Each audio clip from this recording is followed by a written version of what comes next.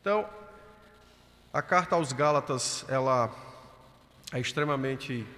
É o primeiro documento, né? A primeira carta que Paulo escreveu, possivelmente. É mais certo que seja ela a primeira. Deu certo? Não deu?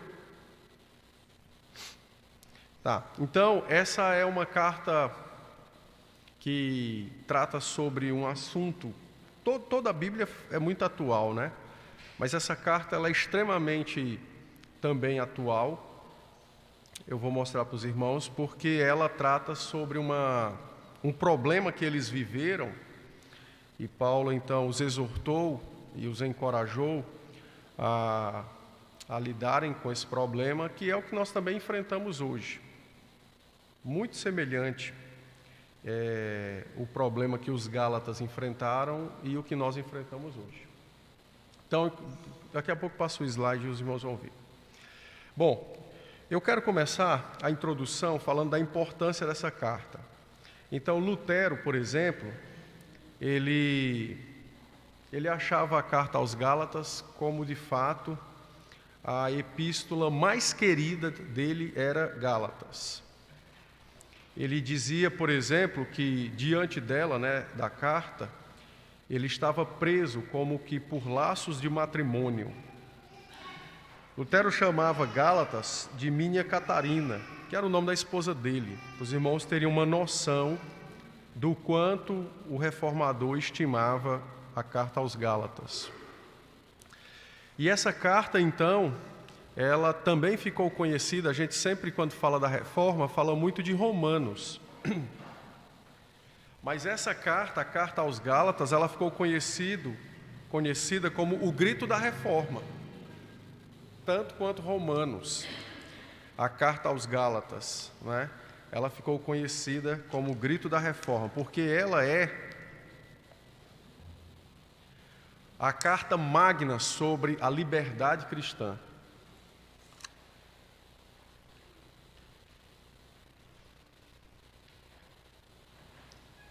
Então, por ela ser a carta magna sobre a liberdade cristã, ela tem sido chamada de o grito da reforma, tá?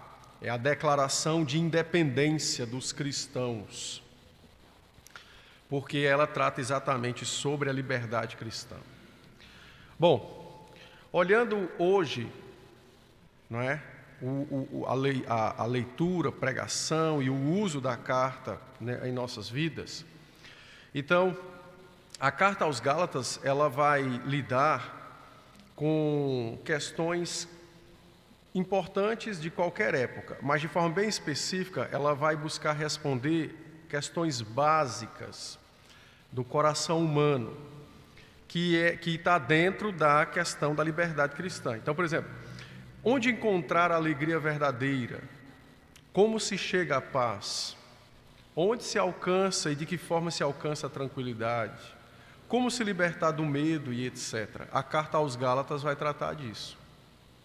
Tá? Porque como ela é a carta, né, o grito da independência, a declaração de independência do cristão, então ela vai mostrar o Evangelho aplicado na vida e por que muitas vezes nós sofremos com algumas dessas questões e outras, vai mostrar que isso é interferência, né, de falsos ensinos. William Hendrickson afirma o seguinte: por sua própria força e sabedoria, o homem é totalmente incapaz de descobrir as respostas dessas perguntas, né? Onde encontrar isso, onde encontrar aquilo. O slogan que tem aparecido de várias formas diferentes, sendo um deles, nada de Cristo como presente de Deus, somente a humanidade é que nos salva. Esse é o slogan que aparece hoje, né? As pessoas estão focando todas as suas esperanças na humanidade. É a racionalidade que vai resolver o problema do mal no mundo. Isso aí começou lá em 1800, né? Com o declínio da autoridade bíblica e a ascendência, né? A subida da autoridade da razão. Por isso que hoje tudo se fala, quando alguém quer dizer que alguma coisa é verdadeira, diz que é o quê? Isso é científico. Ninguém nem sabe o que é, muitas vezes, científico, né? Mas, para dizer que é verdadeiro, é científico. Então, o slogan que tem aparecido é esse: menos de Deus e de Cristo e mais da humanidade para nos salvar. E era exatamente isso também que era dito na época que Paulo escreveu aos Gálatas, tá? Só que de outra forma, né? Era dito com outras palavras. Então, essa tentativa de autorredenção é inútil, pois sem Cristo o homem somente trilhará o caminho do pecado e miséria. Este caminho contém dois tipos de pavimentação. Fora de Cristo, os homens vão responder, né, vão reagir às questões da vida e as questões relacionadas à alegria, paz, tranquilidade, medo, etc. Fora de Cristo, as pessoas vão reagir de duas formas. Aqui ele coloca dois tipos de pavimento, né? Como se fossem duas estradas. É o mesmo caminho, mas com dois tipos de asfalto, não é? Então, há duas formas de responder fora de Cristo, que são, na realidade, as respostas dadas, né, pelo homem ao problema do seu coração, que é o pecado. Quais são os dois tipos de pavimento que os homens... os dois tipos de resposta que os homens dão aos seus problemas: o ritualismo e a libertinagem. São as duas formas que as pessoas encontram para responder aos seus problemas: ritualismo e libertinagem. No ritualismo, as pessoas se prendem a ritos. Então, se ele quer se livrar, se ele quer encontrar solução para tranquilidade, medo, paz, alegria, qualquer coisa, ele vai procurar ritos. Faça isso e você vai chegar lá. Entendeu? Quem usa muito o ritualismo é a corrente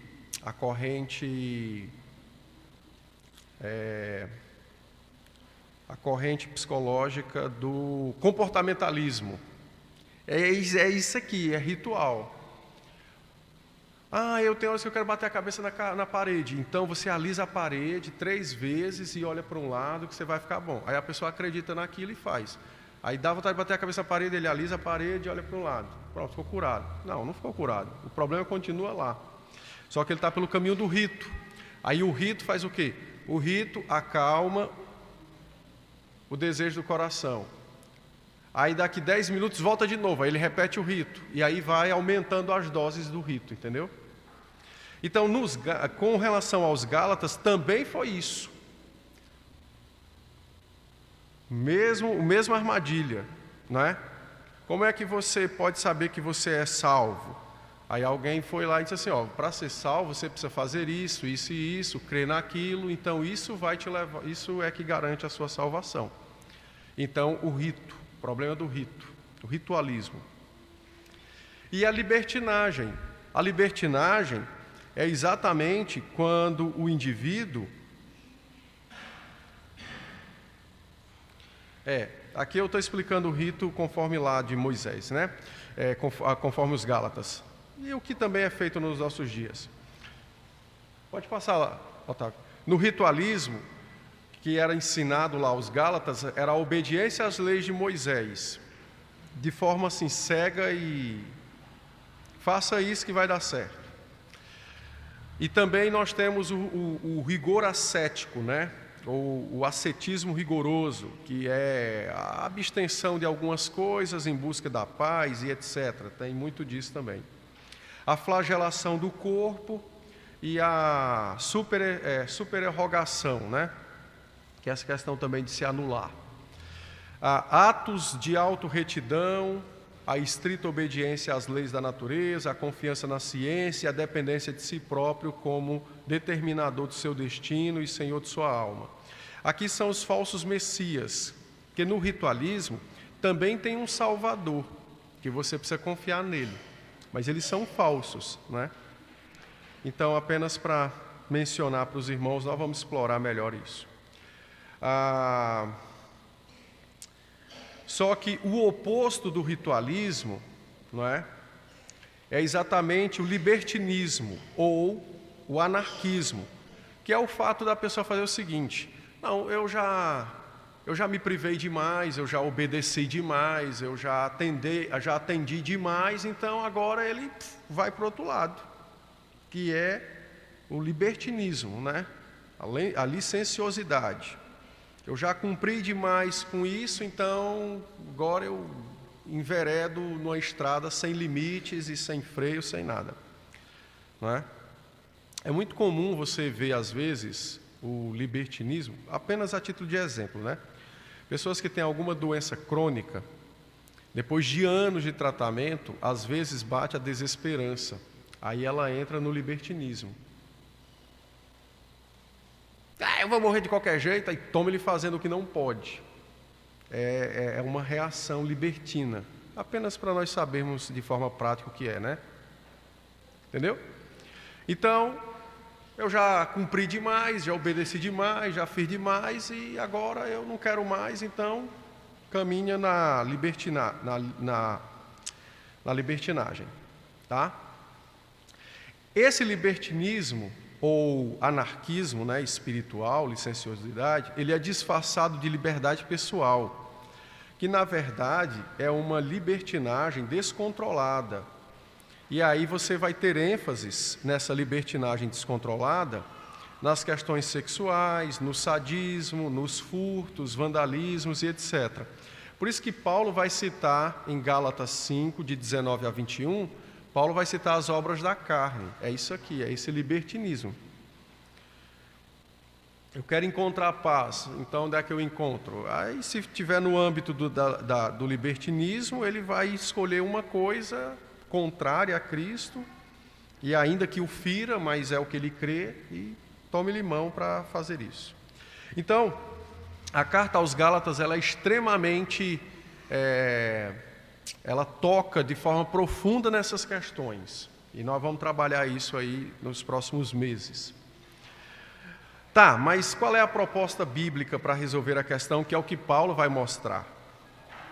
A proposta bíblica para o problema do coração humano é a libertação do cativeiro do pecado. Essa libertação, que é verdadeira liberdade ou genuína liberdade, consiste em ser escravo de Cristo pela fé. Então, veja bem, o cara quer liberdade e Paulo diz que para ser livre ele tem que ser escravo de Cristo. Por quê? Porque a única escravidão que resulta em vida eterna é a de Cristo. A outra só resulta em morte, seja do ritualismo ou da libertinagem. Destruição. Entenderam? Então, se nós queremos encontrar verdadeira alegria, paz e significado, etc., isso só será alcançado pela fé em Cristo Jesus e pela nossa dependência dEle, né, e entrega a Ele. Então, a proposta bíblica para o problema do nosso coração, né, do pecado, é nos ver livre do pecado. Como? Nos tornando servos de Cristo pela fé. Estão entendendo até aqui, né? Ou não? Tá, dá para ir, né? Qualquer coisa, levanta aí. Aqui é apenas uma introdução, não vou me deter muito, porque nós vamos ver esses temas de forma mais aprofundada nas pregações. Ok, verdadeira liberdade, então. Então, pela fé, a pessoa confia em Cristo e somente em Cristo como seu Redentor e Senhor, desistindo de qualquer tentativa de salvar-se a si mesmo. Gálatas 5:1. Então, a verdadeira liberdade, paz e alegria vem quando, pela fé, o indivíduo desiste de se salvar. Então, ele desiste de se salvar, tanto usando os elementos, né, os ingredientes do ritualismo, quanto os ingredientes da libertinagem. E então ele passa a ter um verdadeiro Salvador, um verdadeiro Redentor, não é?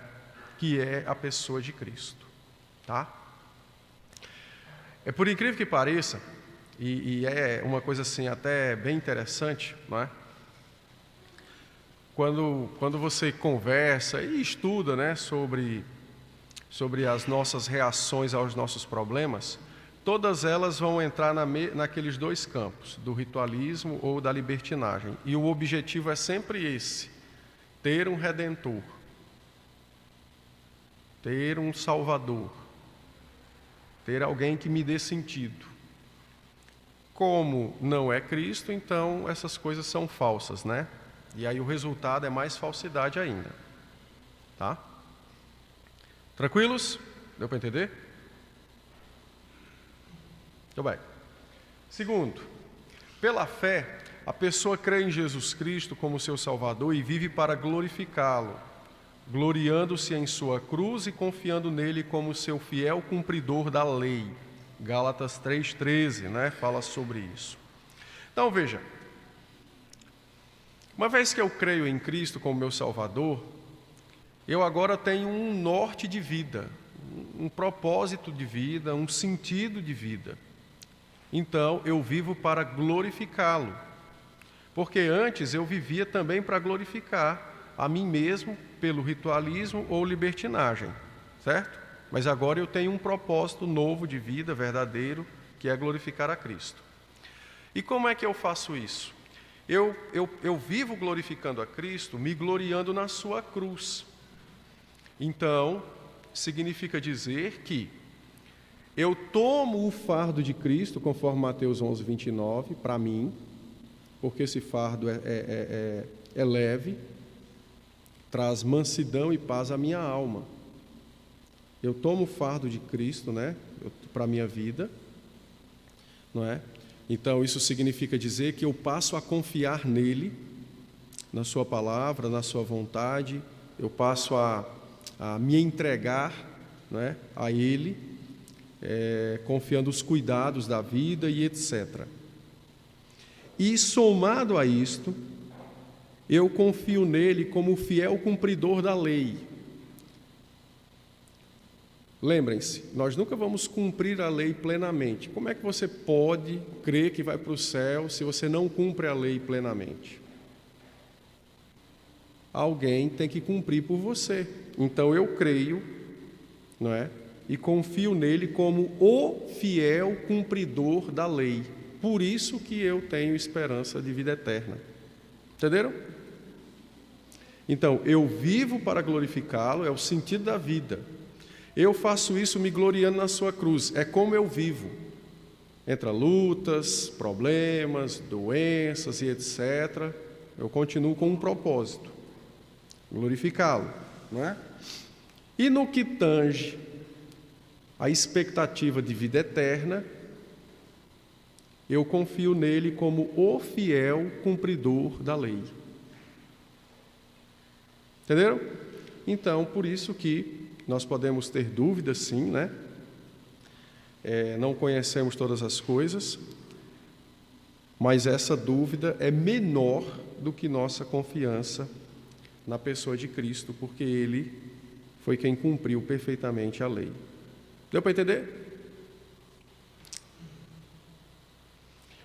Muito bem, isso aqui são os ingredientes da liberdade cristã. Os crentes em Jesus, guiados pelo Espírito Santo, vivem com gratidão pela salvação recebida e experimentam o fruto da presença e obra do Espírito Santo que habita neles. Tá? Faltou o capítulo aqui, é Gálatas 5, 22 e 23. Quando você vê Paulo dizendo assim, né? Lá em Gálatas 5, 22 e 23.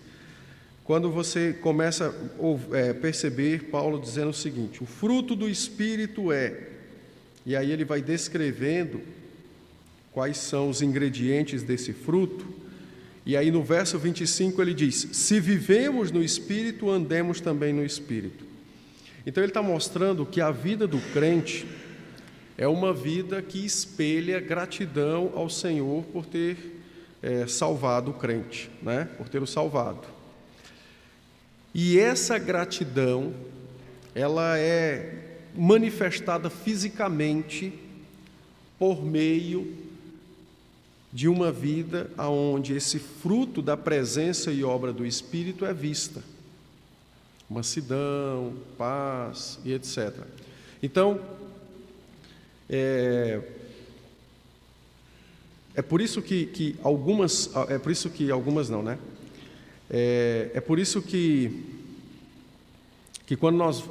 quando a gente lida com alguns pecados que são de ordem comportamental, de comportamento, não pode mudar o comportamento apenas. Porque mudando o comportamento, muda só o exterior. Mas é necessário que haja uma mudança interna, na alma. Porque aí é sinal de que houve mudança de fato por conta da presença e da obra do Espírito. Então, por exemplo, Paulo disse que o fruto do Espírito é o amor. Lógico que eu já expliquei aqui, mas primeiro, o que é o amor? Então, a gente tem que definir o que é, né? Mas observe que alguém pode, por exemplo, buscar amar de uma forma que não é da pessoa do Espírito. Ele pode? Pode. Esse amor é verdadeiro? Não. Entende? Então isso é só o comportamento, é só o exterior. Isso não tem nenhum tipo de validade com relação à vida espiritual dele, tá? Então, a vida dos crentes espelham gratidão enquanto eles experimentam o fruto e a obra do Espírito em suas vidas. E esse fruto ele é palpável, é manifestado no nosso dia a dia, tá? Nós seremos perfeitos na experimentação e demonstração desse fruto? Não. Mas o fruto tem que existir e ele tem que aparecer. Hora ou outra ele tem que aparecer. Entendeu? Ainda que não sejamos perfeitos, mas ele tem que aparecer. Beleza. Então, verdadeira liberdade, não é? É uma atmosfera de graça e vida abundante em que o pecador, reconciliado com Deus, anda no Espírito de Deus, conforme Gálatas 5,16. Não apenas experimenta a bênção da salvação, mas tornou-se uma bênção, pois por seu intermédio Deus abençoou o mundo. Então, a verdadeira liberdade cristã consiste em o crente experimentar essa vida abundante, de reconciliado com Deus, de salvo, de presença e obra do Espírito. Mas é só isso? Não. Ele também precisa viver como bênção, porque ele recebe uma bênção, ou recebe a bênção da salvação, e ele também tem que ser uma bênção de salvação no mundo. É o que Jesus disse lá em Mateus 5. Vocês são sal e luz do mundo. Se você não serve para salgar nem iluminar o mundo, então não serve para nada. Ou seja, não é uma bênção de salvação para o mundo, porque Deus determinou abençoar o mundo por meio do seu povo. Então, aqui entra o testemunho. Então, veja que nós vamos desde o começo da fé, de quando se recebe a fé, passando pelo modo como se vive, indo até o testemunho, que é exatamente a demonstração visível de nossa fé ao mundo. Tranquilos? Dúvidas? Não. Tá. Bom, quem eram os Gálatas, né? Tudo aquilo ali faz parte da mensagem aos Gálatas e do seu propósito, né? Que é corrigir a libertinagem e o ritualismo e ensinar a verdadeira liberdade cristã. Então, quem são os Gálatas, ou quem eram os Gálatas? Então, aqui eu vou dar uma lida rápida, porque é só para os irmãos terem uma noção. Os meninos que estão estudando história, está no ciclo 2, né? Ciclo 2, é? Então, vocês estão vendo Idade Média, né? Então, os Gálatas, eles eram celtas, né? Um povo que habitou ali a área central da Europa, Eles invadiram, conquistaram e habitaram ali as margens do rio Danúbio. E de lá eles se espalharam para outras áreas da Europa, indo até a Grã-Bretanha, ou as Ilhas Britânicas. Eles também se espalharam no sentido do Oriente, mas eles ficaram lá nas margens, ali nas margens dos países bálticos, na Península Balcânica, perdão.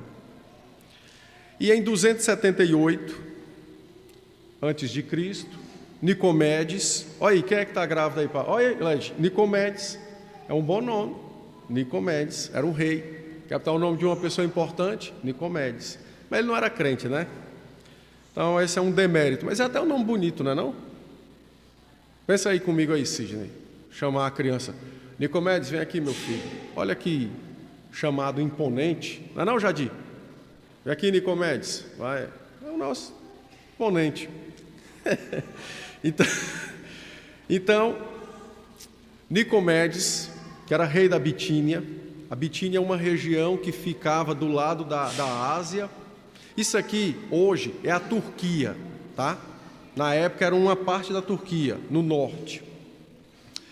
Então, Nicomedes convidou um grupo desses celtas que estavam ali na Península Balcânica para ajudá-lo a defender suas terras, porque os celtas eram extremamente guerreiros, valentes, pessoas muito aguerridas na luta. Depois de um tempo, então, eles não mais quiseram ficar apenas ali servindo de mercenários, e aí então eles avançam um pouco mais, sentido a Ásia, não é? Mas ainda está na Ásia Menor, tudo é dentro da Turquia, hoje, né? E então eles vão ocupar uma parte central da Turquia, daquilo que hoje é a Turquia, na época não era, tá? É tanto que eles vão ocupar uma parte central no norte, que aí vão ser chamados de Gálatas, porque vem da palavra gauleses, que significa nobres, valentes, é daí que vem Gálatas. E depois eles descem para o sul, porque vão conquistar umas tribos lá do sul. Mas é só para os irmãos terem uma ideia. Quando o Império Romano assumiu o controle dessa região, e os Gálatas, eles eram, mais ou menos, os Gálatas, eles fizeram um curso de política em Brasília. Eles eram como alguns senadores e deputados que nós temos hoje. Quem é o presidente é fulano, eu apoio ele. Quem é o presidente é fulano, eu apoio ele. Então, os Gálatas também não eram bestas, e eles, mesmo sendo muito aguerridos e povos de batalha, mas eles também ficavam do lado da situação, nunca contra a situação. Então, eles aprenderam em Brasília como é que se faz política, né? Então, o Império Romano... Júnior, espanta aí o...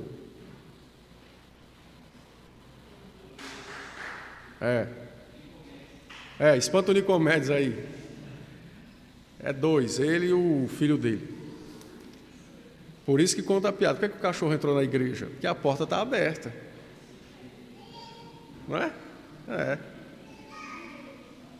O pessoal não quer acreditar nas coisas, né, Alice? E você sabe por que cachorro baba?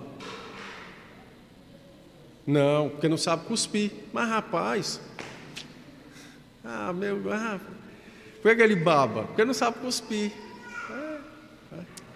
Depois eu dou umas aulas para vocês aí de fisiologia animal. Então, tá, mas só para os irmãos entenderem. Então, como eles estavam sempre a favor de Roma, mas eles eram extremamente violentos, né, e muito aguerridos, no começo, quando Roma chegou, Roma deu um chega para lá neles, e aí eles passaram a ficar sempre do lado de Roma, então Roma também atribuiu uma importância grande a eles, tornando a região deles numa província romana. É por isso que se tem a província da Galácia. Essa província da Galácia era dividida em duas partes, Galácia do Norte e Galácia do Sul.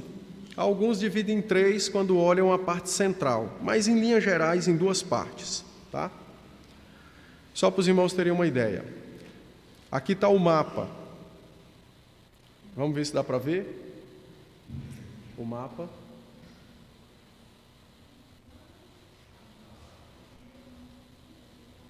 Olha aí, dá para ver? Está meio branco, né? Mas dá para ver. Então, por que eu estou dando esse detalhe, tanto geográfico quanto político? Porque quando Paulo escreve a carta, ele escreve às igrejas da Galácia. E existem intérpretes que entendem que Paulo escreveu a carta para as igrejas do norte. Mas nós não temos relato de que foram plantadas igrejas no norte. Mas ele escreve, os que interpretam assim, entendem que ele escreveu para o norte. Se a interpretação for essa, achar que ele escreveu para as igrejas do norte, então algumas coisas mudam. Vai ter algumas mudanças. Data, local de escrita, ainda que tenha o mesmo propósito, corrigir ritualismo e libertinismo, mas vai ter mudanças na interpretação. Como nós não temos notícias de nenhuma igreja no norte está lá, está vendo aquele, tem um nome lá, ó, Bitínia, ponto, ali seria o norte ao qual o pessoal crê que existiram igrejas, né, quem é adepto do norte. Nós cremos que ele escreveu para as igrejas do sul. Então, ó, Licaônia, Pisídia, é uma região. Lembra de uma igreja chamada Antioquia da Pisídia? É aí, é nessa região, Antioquia da Pisídia. Tem 2 igrejas que ficavam na região da Licaônia. Lembra que ele vai falar de uma cidade chamada Listra, Derbe. Então, são essas cidades. Então, nós cremos que ele escreveu para as igrejas do sul. E aí, qual é a importância? Porque nessa região do sul, nós temos o registro de uma grande quantidade de judeus. Existem registros de comunidades judaicas aqui. E foram exatamente os judaizantes, aí Atos 15 nos ajuda a entender essa questão, por isso que faz parte da geografia. Atos 15 vai nos mostrar isso. Um grupo de judeus que haviam aceitado a fé passaram a perturbar os gentios, dizendo que para se tornar um cristão, ele primeiro tinha que se tornar um judeu. Para se tornar um judeu, você precisa circuncidar-se e guardar o sábado. Por isso a questão do rigor, do ritualismo.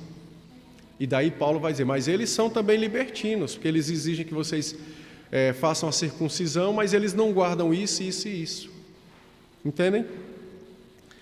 Então, nós cremos que ele escreveu para o sul e para as igrejas que ele plantou na sua primeira viagem missionária, Atos 13 e 14. Leia lá Atos 13 e 14, foram as igrejas que ele plantou na sua primeira viagem missionária. Então, essa é a visão mais aceita e é a que mais faz sentido a alguns textos bíblicos. Bom, vamos caminhar para o final. Data e a circunstância da escrita da carta.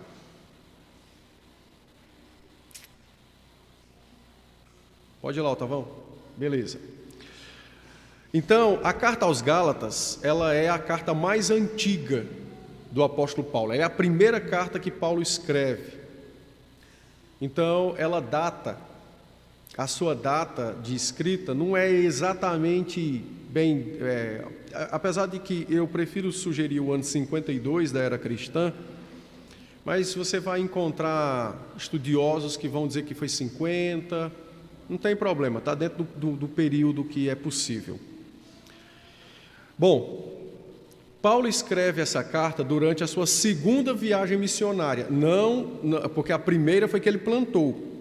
ele plantou e regressa, não é? Então, durante a sua segunda viagem missionária, então aí você dá uma lidinha lá do capítulo 16 em diante de Atos, que vai falar sobre a segunda viagem missionária. Possivelmente, Paulo escreveu essa carta da igreja aos Corinto. Quando ele estava em Corinto, foi que ele escreveu essa carta. Ele teve notícias, nós não sabemos quem levou as notícias para ele, mas ele recebeu informações de que a igreja estava se desviando do evangelho, adotando um evangelho híbrido, ou um evangelho mesclado, misto, de fé e de obras, não é? E ele escreve essa carta antes da chegada em Corinto, por isso que a sugestão é Corinto, do lugar de escrita. Ele escreve essa carta antes da chegada de Timóteo e Silas. Por que Timóteo e Silas? Porque Timóteo e Silas eram extremamente conhecidos da carta aos Gálatas e estavam também com ele nas viagens missionárias, mas ele não menciona aqui. Note que ele diz no verso 1, Paulo apóstolo, acabou. Ele não menciona esses irmãos. Só que ele vai fazer essa menção de Timóteo e Silas quando escreve aos Tessalonicenses. E ele escreve aos Tessalonicenses pouco tempo depois de ter escrito Gálatas. Então, a construção, né, do evento histórico se dá que ele escreveu antes de Timóteo e Silas chegarem a Corinto, ele escreve aos Gálatas. E quando Timóteo chega com Silas, ele escreve aos Tessalonicenses, porque ele tem notícias dos Tessalonicenses. O pessoal está bem na fé, está bem no amor, mas o pessoal tem um problema. Qual é o problema? O pessoal não sabe o que fazer se um crente morrer antes de Jesus voltar, como é que vai ficar? Então ele escreve para tratar de questões escatológicas aos Tessalonicenses. Então, se você ler 1 Tessalonicenses 1:1 e 2 Tessalonicenses 1:1, você tem lá ele mencionando eu, Timóteo, Silas, meus companheiros, tarará, mas não tem aos Gálatas, entende? Então, é mais provável que ele tenha escrito de Corinto antes da chegada dos irmãos. Bom, a carta foi escrita antes do Concílio de Jerusalém, Atos 15. Por que a gente acha que foi escrito antes do Concílio de Jerusalém? Porque em Gálatas 2, verso de número 1, ele diz assim, 14 anos depois, subi outra vez a Jerusalém com Barnabé, levando também a Tito. Ele vai explicar aqui o que aconteceu quando ele se converteu, o tempo que passou e tal. Então, quando ele vai a Jerusalém, ele teve uma ida antes a Jerusalém, antes do concílio em Jerusalém. Talvez aqui foi para levar uns donativos e tal.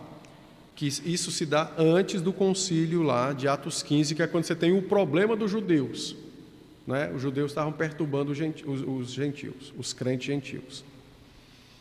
Então, como Atos 15 se dá um pouco mais adiante, então ele escreve antes. A carta também foi escrita após 2 visitas de Paulo aos Gálatas. Então, Atos 13:14 ele planta, e na sua segunda viagem missionária ele faz uma visita de confirmação nas igrejas. Lembra que ele vai dizer isso em Atos 16? Ele faz uma visita de confirmação. Só que posterior a essa confirmação é que ele recebe notícias de que a galera está vacilando na fé. Essa informação, diga-se de passagem, porque aqueles que defendem que Paulo escreveu logo após a sua primeira viagem missionária, então essa informação ela pode ser questionada. Então, se vocês encontrarem alguém que defende que Paulo escreveu imediatamente após a sua primeira viagem missionária, a pessoa vai questionar a interpretação de que ele passou 2 vezes em Gálatas antes de escrever a carta. Só que o capítulo 4, verso de número 13, ele melhor se harmoniza com a interpretação de que ele foi 2 vezes aos Gálatas, uma para plantar, volta uma segunda vez para confirmar. Quando saiu de lá, e aí a bomba estourou. Então, Gálatas 4,13 diz assim, ó: E vós sabeis que vos preguei o Evangelho a primeira vez por causa de uma enfermidade física, e posto que a minha enfermidade na carta e tarará, tarará. Então, ele dá ciências de que a primeira vez em que esteve com eles foi por uma questão, possivelmente ele tinha problemas de vista, né, por conta da visão que ele teve de Cristo, que ele tinha problema nos olhos. Mas por que ele diz, e vós sabeis que eu estive uma primeira vez assim com vocês? É porque ele teve uma segunda para confirmar. E então, posterior a essa segunda viagem missionária, é que ele tem notícias de que a galera está se desviando da fé, então escreve a carta. Tá? Sim, posterior à segunda, sim. Ele está andando na sua segunda viagem missionária. Então, ele iniciou a sua segunda viagem missionária confirmando as igrejas, então ele passou pela Galácia e vem para Corinto. Chega em Corinto, chega lá um irmão e diz assim, ó, Paulo, o negócio lá em Gálatas está feio, o pessoal está querendo virar judaizante para poder ter salvação. Aí é que ele escreve a carta. Então, ele está no meio da sua viagem missionária, quando escreve a carta, só que ele já passou pelos Gálatas. Entendem? Então, diante desses fatos, e aí eu concordo com o Dr. William Hendrickson, de que a carta foi escrita no ano 52 da era cristã, tá? Antes da escrita da carta, das cartas de 1ª e 2ª Tessalonicenses, que também foram escritas no mesmo ano de 52 e na cidade de Corinto, tá? Então, só para vocês terem uma noção da circunstância, de ano e tudo mais sobre a carta. A ocasião que se deu a escrita da carta, como eu já disse, foi pela presença de judeus crentes, né, que foram denominados de judaizantes, que ensinavam a necessidade da obediência à lei, mas mais a fé em Cristo para a salvação. Então, os judeus, há um grupo, há um partido, né, dentro da igreja, que passou a conceber desta forma a fé cristã em Cristo. É necessário para alguém se tornar um filho de Deus, ou membro do povo de Deus, que se torne judeu, para depois se tornar um membro do povo de Deus. Por isso, a exigência acerca da observância de alguns itens da lei de Moisés. Então, em linhas gerais, esse é o pano de fundo da carta. Agora, diante de tudo que eu disse, qual seria o tema dessa carta, o assunto principal dessa carta, diante do que eu disse? O que é que vocês sugerem aí?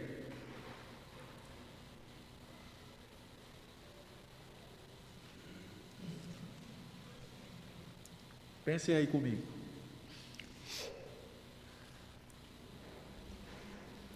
Vocês acham que qual seria o assunto principal que está na cabeça de Paulo para corrigir os Gálatas nesse desvio aí? Pode chutar. Não tenham medo.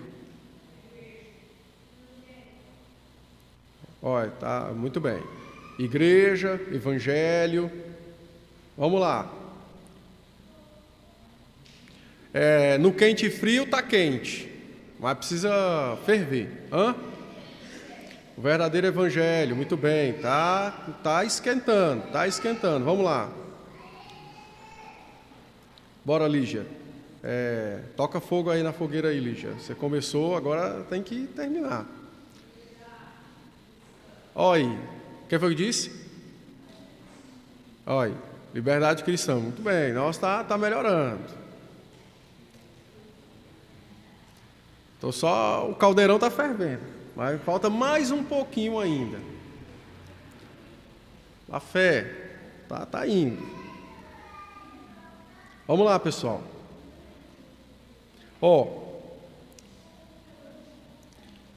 Junta todas essas respostas, vai dar o quê?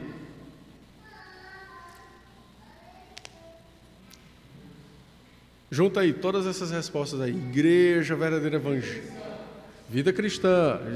Mais um ingrediente. Vamos lá, acrescenta, junta tudo isso aí.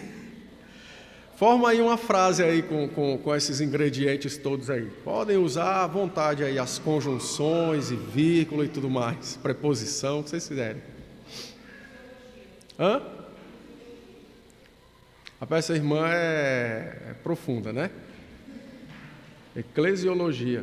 Conta-se que uma vez o pastor chegou na igreja, ele iniciando o seu pastorado, né? Tinha acabado de sair do seminário. Aí ele chegou na igreja e disse assim, querendo se apresentar aos irmãos, disse assim, meus irmãos, eu venho até vós com teologia sistemática, histórica, filosófica, eclesiologia, hamartiologia, trago até vós soteriologia, né, pneumatologia, trago até vós escatologia, aí deu um monte de termos técnicos. Aí no final tinha um irmãozinho lá na porta e foi lá e disse, ô pastor, rapaz, que bom ter o senhor com a gente e pode ficar certo, eu vou orar pelo senhor. Aí, muito obrigado, mas por que você vai orar por mim? Disse, olha, porque eu creio que Deus vai te curar de todas essas doenças, porque quando eu cheguei aqui, eu tinha reumatismo, artrose, artrite, pedra no fígado, e Deus me curou de tudo, Deus também vai te curar dessas coisas aí, irmão.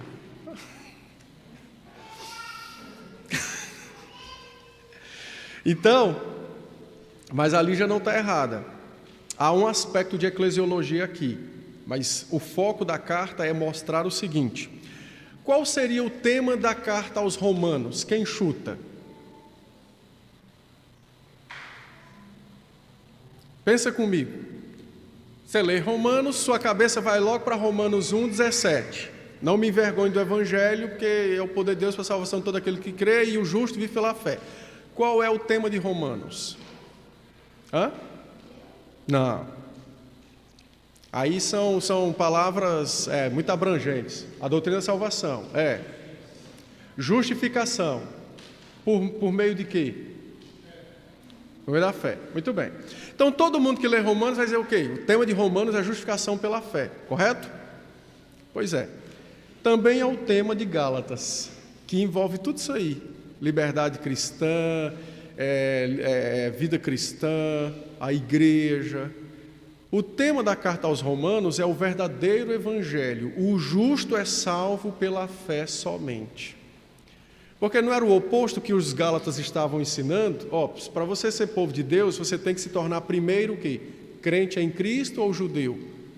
Judeu, é o que eles ensinavam. Para se tornar judeu, você tem que fazer o quê? Circuncidar e guardar os ritos da lei de Moisés. Somado a isso, ou somando-se isso com a fé, você é um crente. É legal, né? Então, o tema da carta, o assunto principal da carta, é por isso que ela foi nomeada como o grito da reforma, chamada de o grito da reforma, por conta disso. Porque enquanto Romanos, todo mundo bateu logo o slogan lá de a justificação pela fé somente, Gálatas é exatamente isso, é a liberdade que o justo pela fé somente em Cristo possui.